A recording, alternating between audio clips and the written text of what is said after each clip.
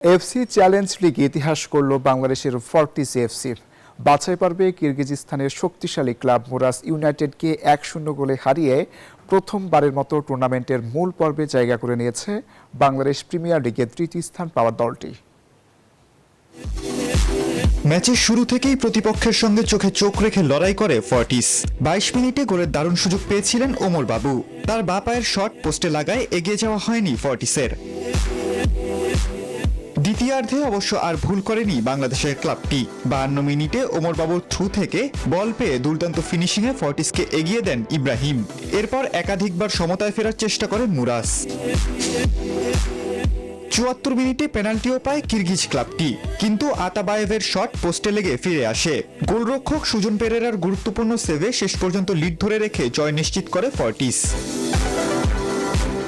Match শেষে coach কৃতিত্ব দিয়েছেন ফুটবলারদের, পাশাপাশি বাংলাদেশের সমর্থক ও গরম আবহাওয়াকেও। আর নিজের পারফরম্যান্সে সন্তুষ্ট ম্যাচের একমাত্র গোলদাতা ইব্রাহিম।